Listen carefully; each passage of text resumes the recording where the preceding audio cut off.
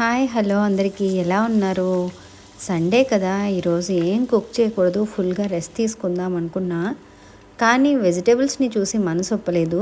సరే ఉప్పు చేపలు ఉన్నాయి కదా, వంకాయ ఉప్పు చేప కర్రీ కుక్ చేసుకుంటే బాగుంటుంది కదా అని చెప్పి ఈ కర్రీని అయితే ప్రిపేర్ చేశాను. వెజిటేబుల్ కర్రీస్ని ఏది కుక్ చేసుకున్నా టేస్ట్ చాలా బాగుంటుంది, చాలా ఈజీగా ప్రిపేర్ అయిపోతుంది. తక్కువ టైంలోనే చాలా త్వరగా ప్రిపేర్ చేసుకోవచ్చు. ముందుగా స్టవ్ పైన కడాయిని పెట్టుకొని 3 స్పూన్ల ఆయిల్ని వేసుకొని ఆయిల్ హీట్ అయిన తర్వాత క్లీన్గా వాష్ చేసుకున్న ఉప్పు చేప ముక్కలను వేసుకొని ఫ్రై చేసుకోవాలి. అవి రెండు వైపులా బాగా ఫ్రై చేసుకున్న తర్వాత ఒక ప్లేట్లోకి తీసుకొని పక్కన పెట్టేసుకోవాలి.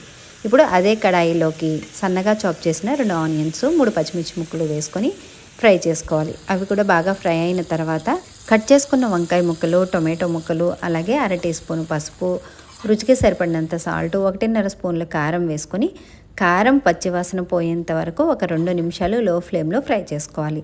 ఇవి కాస్త ఫ్రై అయిన తర్వాత దీనిలోకి 1 గ్లాస్ వాటర్ని వేసుకొని, నేనైతే ఇక్కడ ఎగ్స్ని యాడ్ చేస్తున్నాను. మీరు ఎగ్స్ వద్దు అనుకుంటే ఎగ్స్ని స్కిప్ చేసేయచ్చు, నో ప్రాబ్లం.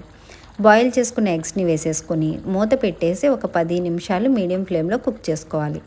10 నిమిషాల తర్వాత మనం ముందుగానే ఫ్రై చేసుకున్న ఎండు చేప ముక్కలను కూడా వేసేసుకొని బాగా కలుపుకొని మూత పెట్టేసి ఒక 5 నిమిషాలు లో ఫ్లేమ్లో కుక్ చేసుకోవాలి.